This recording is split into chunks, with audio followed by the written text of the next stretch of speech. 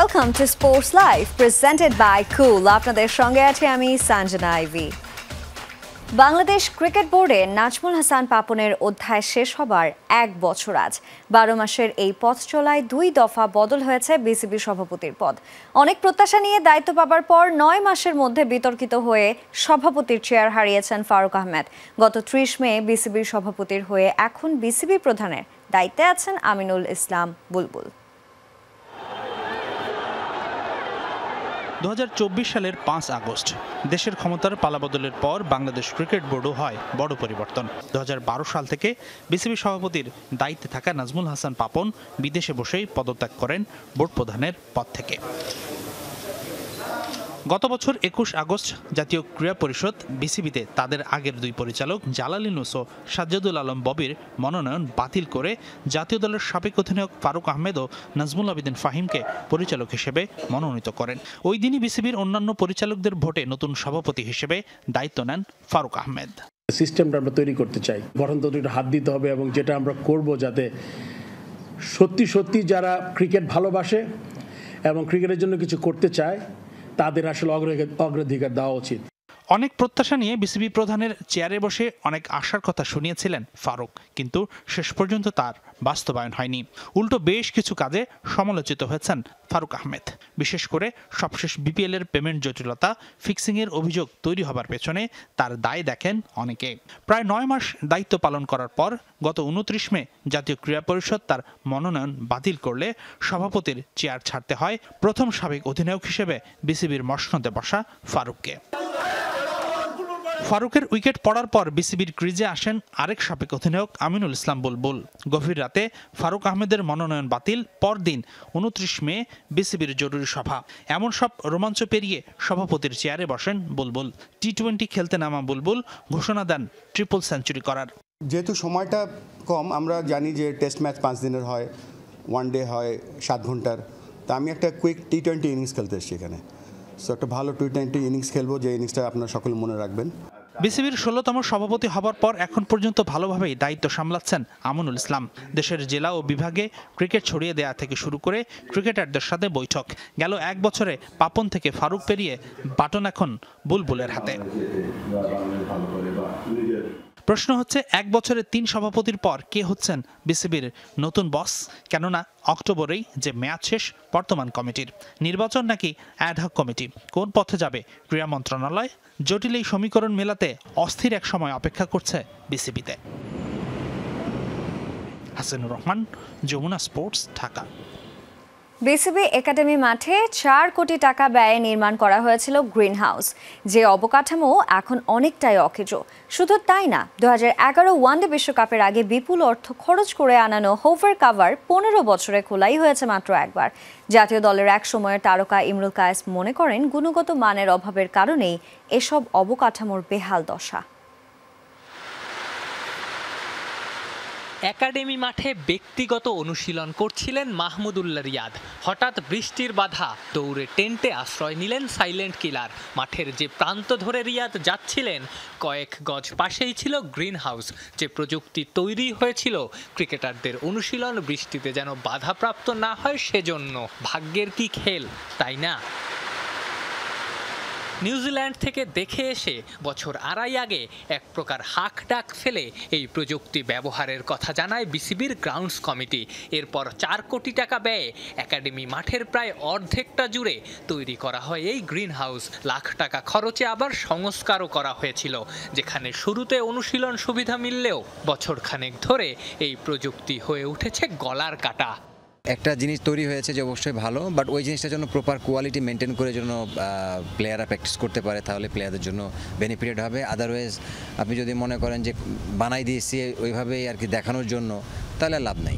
কোয়ালিটির দিক থেকে ডেফিনেটলি এটা কম্প্রোমাইজ করা হয়েছে। যে আপনারা দেখবেন যে নিউজিল্যান্ড বা অস্ট্রেলিয়াতে যেভাবে এই ফ্যাসিলিটিসগুলো হয়, ওইগুলো প্রপারটা ইউজ হয়, আসলে সবাই ইউজ করে। আমরা একটা অনেক টাকা খরচ করে একটা জিনিস তৈরি করি, কিন্তু ওটাকে মেনটেনেন্স ঠিক মতো করি না। এটা আমাদের সবথেকে বিগেস্ট প্রবলেম। শুধু তাই না, 2011 ওয়ানডে বিশ্বকাপের আগে বিপুল অর্থ খরচ করে হোভার কাভার আনায় বিসিবি 15 বছরে একবারও কোনো ম্যাচে ব্যবহার করা হয়নি মাঠ ঢাকার বিশেষ এই কাভার। এমনকি 1.5 দশকে খোলাই হয়েছে মাত্র একবার। আপনি দেখবেন ক্রিকেট বোর্ডে অনেক বড় বড় জিনিস আমরা ইনিশিয়েটিভ নিয়েছি, পিএস কাভারিং করার মেশিন ছিল, অনেক কিছু ছিল, কিন্তু আমরা এটারে প্রপার ইউজ করি নাই। সো কেন করি না এটা আমি বলতে পারবো না, যারা আছেন তারাই ভালো বলতে পারবেন। বাট ইন ফিউচারে যদি কখনো এরকম ফ্যাসিলিটিস বাড়ায় বাংলাদেশ ক্রিকেট বোর্ড, আমি রিকোয়েস্ট থাকবে যে জিনিসটাকে যেন প্রপারভাবে ইউজ করে এবং মেনটেন করে। এই ঘটনা দুটো বিসিবির অদূরদর্শিতাই প্রমাণ করে। অন্য দেশে আছে বলেই আনাতে হবে, বাংলাদেশেও ব্যবহার করতে হবে। এই পরিকল্পনা থেকে কবে বেরিয়ে আসবে ক্রিকেট বোর্ড? যেটা অন্য দেশে কাজ করে তা বাংলাদেশে কাজ করবে এমন তো কোনো কথা নাই, তাই না? কোটি কোটি টাকা অপচয়ের এই দায় এখন কে নেবেন? Afran Pial, Jamuna sports, Dhaka. Top end টি-20-র খবর, আবারও পরাজয়ের স্বাদ পেল বাংলাদেশ এ দল। এবার মেলবোর্ন স্টার্স একাডেমির কাছে 3 উইকেটে হেরেছে নুরুল হাসান সোহানের দল। বাংলাদেশ এ দলের দেয়া 157 রানের টার্গেট 4 বল হাতে রেখে টপকে যায় মেলবোর্ন স্টার্স। ডারউইনে টস হেরে ব্যাট করতে নেমে 27 রানের উদ্বোধনী জুটি পায় বাংলাদেশ এ দল। 13 রান করে ফেরেন জিসান আলম, আরেক ওপেনার নাইম আউট হন 19 রান করে। সর্বোচ্চ 45 রান আসে সাইফ হাসানের ব্যাট থেকে। শেষ দিকে অধিনায়ক সোহানের 33 ও ইয়াসির রাব্বির 29 রানের ঝোড়ো ইনিংসে নির্ধারিত ওভারে 8 উইকেট হারিয়ে 156 রানের পুঁজি পায় বাংলাদেশ এ দল। জবাবে 81 রানে টপ অর্ডারের 5 ব্যাটারকে হারিয়ে বিপাকে পড়ে মেলবোর্ন স্টার্স। তবে 61 রানের ইনিংসে দৃশ্যপট পাল্টে দেন জোনাথন মার্লো। শেষ পর্যন্ত 4 বল বাকি থাকতেই জয় তুলে নেয় মেলবোর্ন স্টার্স। এই পরাজয়ে টেবিলের 8 নম্বরে নেমে গেল বাংলাদেশ এ দল। কঠিন হলো সেমিফাইনালের স্বপ্ন। নিজের খেলার উন্নতির জন্য বিসিবি থেকে 15 দিনের ছুটি নিয়ে ইংল্যান্ডে গিয়ে সম্প্রতি লেভেল 2 কোচিং কোর্স সম্পূর্ণ করেছেন আকবর আলী। জেপি ডোমেনের ইন্টারভিউ পড়ে ছোটবেলা থেকেই এমন কিছু স্বপ্ন দেখতেন আকবর। শুধু তিনিই নন, এই উদ্যোগ নিয়েছে আরও অনেক রানিং ক্রিকেটারও। লং অন দিয়ে সিঙ্গেলস খেলার অনুশীলন করছিলেন আকবর আলী। ব্যাট সুইং নিয়ে একটা সমস্যা চোখে পড়েছিল Bangladesh Tigers head coach Sohel ইসলামের। সাথে সাথেই বাতলে দিলেন শোধরানোর উপায়। অনুশীলন তো করাই হয় এই কারণে, যাতে শেখা যায়, উন্নতি করা যায়। অনুশীলন বাদেও নিজের খেলার উন্নতির জন্য দারুণ একটা উদ্যোগ নিয়েছেন আকবর। সম্প্রতি ইসিবি থেকে লেভেল 2 কোচিং সম্পন্ন করেছেন আকবর। বিসিবি থেকে 15 দিনের ছুটি নিয়ে ইংল্যান্ডে গিয়ে কোর্সটা করে এসেছেন যুব বিশ্বকাপ জয়ী এই অধিনায়ক। জেপি ডোমিনির ইন্টারভিউ পড়ে ছোটবেলা থেকেই এমন কিছুর স্বপ্ন দেখতেন আকবর। অনেস্টলি আমি যখন বিকেএসপিতে পড়তাম তখনই আমি জেপি ডোমিনির একটা ইন্টারভিউ পড়েছিলাম। সেখানে সে নিজে বলেছিল যে সে নিজে অনেক ছোটোবেলায় কোচিং কোর্স করেছিল এবং সেটা তাকে অ্যাজ এ প্লেয়ার হেল্প করেছিল। তো সেখান থেকে আসলে আমারও ইচ্ছা হয়েছিল যে আমিও যখন আমার প্লেইং ক্যারিয়ার অনেক দিন থাকবে ততদিনই আমি যাতে এটা একটা বেসিক কোর্স যাতে করতে পারি। শুধু আকবরই নন, অনেক ক্রিকেটারই কোচিং কোর্স করিয়েছেন। আকবর পাবলিকলি প্রকাশ করলেও ভবিষ্যৎ সমালোচনার অজানা আশঙ্কায় কেউই এই উদ্যোগের কথা প্রকাশ করতে চান না। অনেক প্লেয়ারকে দেখাতে পারবো, বাট আমি কারো নাম এখানে মেনশন করতে চাই না। তারা অলরেডি করে ফেলেছে। অনেক যারা কারেন্ট প্লেয়ার আছে তারা অনেকেই করে ফেলেছে এটা, বাট অনেকে এটাকে সিক্রেট রাখতে চায়। কারণ আপনি বাংলাদেশে একটা কথা আছে যে অনেক কিছুকে নেগেটিভভাবে দেখে। সীমিত ওভারের ক্রিকেটে মুশফিকুর রহিম অবসর নেয়ার পর থেকে তার পজিশনে ব্যাটারের চাহিদা অনুভব করছে বাংলাদেশ দল। আকবর হতে পারেন like for like replacement. Wicket কিপিংটা করেন, ব্যাটিংও করেন মিডল অর্ডারে। আসছে ক্রিকেট মৌসুমটা তাই আকবরের জন্য হতে পারে ব্রেক থ্রু সিজন। যেটা বললেন যে ব্রেক থ্রু সিজন বা এরকম কোনো কিছু না। আমি চেষ্টা করছি যে সামনে যেহেতু শুধু টি-20 এনসিএল আছে ওইটাতেই ফোকাস রাখার, এবং এর পরবর্তীতে আসলে টি-20 শেষে যে ব্রেকটা থাকবে সেখানে আসলে 4 ডে নিয়ে চিন্তা করব। এখন এনসিএল টি-20-র জন্য প্রস্তুত হচ্ছেন আকবর। গত মৌসুমে তার নেতৃত্বেই চ্যাম্পিয়ন হয়েছিল রংপুর বিভাগ। আফনান পিয়াল, যমুনা স্পোর্টস, ঢাকা। বিবাহ বন্ধনে আবদ্ধ হয়েছেন বাংলাদেশের ক্রিকেটার তানজিদ তামিম। এশিয়া কাপে যাওয়ার আগে জীবনের নতুন ইনিংস শুরু করেছেন এই ওপেনার। সামাজিক মাধ্যমে এই খবর জানিয়েছেন তিনি নিজে। এছাড়া একটি ছবি পোস্ট করেছেন তামিম, আর ক্যাপশনে লেখা ছিল, দুটি আত্মা একটি হৃদয়, একসাথে চিরজীবনের পথ চলা। এদিকে আসন্ন এশিয়া কাপে দলের অন্যতম ভরসা হিসেবে খেলতে নামবেন তিনি। এর আগে ঘরোয়া ক্রিকেট ও অনূর্ধ্ব 19 দলের হয়ে ভালো পারফরমেন্স করে জাতীয় দলে জায়গা করে নিয়েছেন তানজিদ তামিম। নিজেকে পরিণত করেছেন দলে অপরিহার্য করে এবং এখন পর্যন্ত দেশের জার্সিতে 26টি ওয়ানডে খেলেছেন তামিম, যেখানে 450-তে তার রান সংখ্যা 548। আসন্ন নারী এশিয়ান কাপকে সামনে রেখে সেপ্টেম্বরের প্রথম সপ্তাহ থেকেই ক্যাম্প শুরু করার পরিকল্পনা বাফুফের। দেশের বাইরে কন্ডিশনিং ক্যাম্পের পাশাপাশি ঢাকায় ত্রিদেশীয় সিরিজ আয়োজন করতে চায় ফেডারেশন। এদিকে নারী দলের স্পন্সরের জন্য এরই মধ্যে দুটি প্রতিষ্ঠানের সাথে আলোচনা হয়েছে বলে জানান বাফুফের সহসভাপতি ফাহাদ করিম। 2026 সালে অস্ট্রেলিয়ায় বসতে যাচ্ছে নারী এশিয়ান কাপ। সেই টুর্নামেন্টকে সামনে রেখে সেপ্টেম্বর থেকে ব্যস্ততা বাড়ছে নারী দলের। বাফুফে ভবনের বাইরে 40 থেকে 45 ফুটবলার নিয়ে ক্যাম্প শুরু করার পরিকল্পনা ফেডারেশনের। পাশাপাশি সর্বোচ্চ প্রস্তুতি নিতে দেশের বাইরে অনুষ্ঠিত হবে কন্ডিশনিং ক্যাম্প। ডিসেম্বর অথবা জানুয়ারি যে কোনো একটি মাসে আমরা মধ্যপ্রাচ্যে একটি ক্যাম্প করবো ইনশাআল্লাহ। সেটার জন্য যোগাযোগ হচ্ছে এবং অস্ট্রেলিয়াতে ন্যূনতম 2 to 3 উইকস আগে আমরা যাব। সেখানে ওখানকার ক্লাইমেট এক্সপার্টাইজের জন্য আমরা প্র্যাকটিস করব, ক্যাম্প হবে, followed by at least 1 or 2 preparatory match অস্ট্রেলিয়ার মাটিতে। প্রস্তুতির অংশ হিসেবে ফিফা উইন্ডোগুলোকে কাজে লাগানোর কথা জানান বাফুফের সহসভাপতি ফাহাদ করিম। সেই সাথে নভেম্বরে ঢাকায় ত্রিদেশীয় সিরিজ আয়োজন করতে চায় ফেডারেশন। ব্যাক টু ব্যাক দুটোই বাংলাদেশে হচ্ছে ফিফা ফ্রেন্ডলি। একটা কি আমরা ট্রাইনেশন করতে পারি কি পারি না, মানে 3 জাতির কি করা যায় কি যায় না। সো সেই জন্য নভেম্বর মাসে আমরা চিন্তা করছি যে সেটাকে হয়তো আমরা চেষ্টা করবো ট্রাইনেশন করার জন্য। সো সেই জন্য আমরা নর্থ আফ্রিকার দুটো দল এবং maybe in that case third nation হিসেবে সাউথ এশিয়ার একটা দেশকে আমরা ডাকতে পারি। নারী এশিয়ান কাপের মিশনে অর্থ সংকট যাতে বাধা হয়ে না দাঁড়ায় সেদিকে বাড়তি নজর রাখছে ফেডারেশন। এরই মধ্যে দুই প্রতিষ্ঠানের সাথে প্রাথমিক আলোচনা সেরে রেখেছে বাফুফে। জাপানে একটি ক্যাম্প আর মধ্যপ্রাচ্যে একটি ক্যাম্প।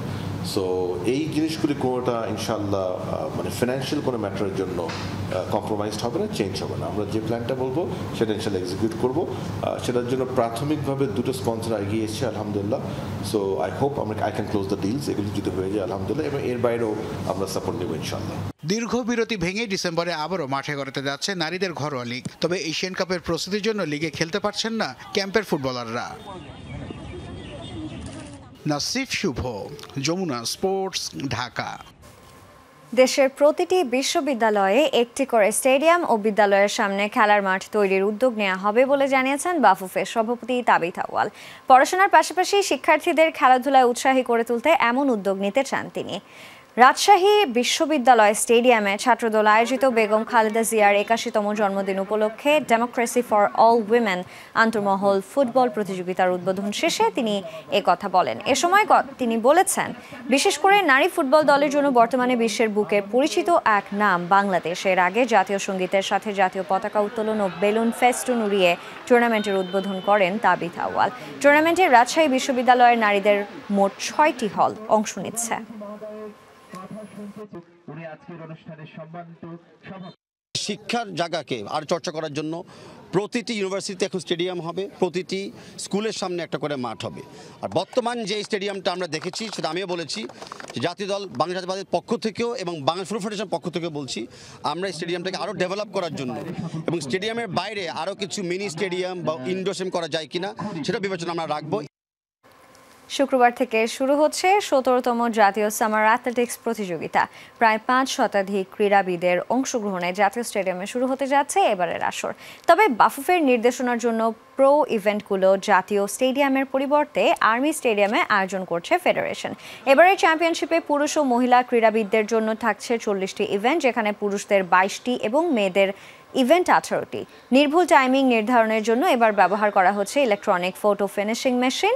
3 দিনের এই প্রতিযোগিতার মাধ্যমে দেশের সেরা অ্যাথলেটদের খুঁজে বের করার পাশাপাশি আন্তর্জাতিক মানের ক্রীড়া ব্যবস্থাপনা আরও এক ধাপ এগিয়ে যাবে বলে আশা সংশ্লিষ্ট কর্মকর্তাদের।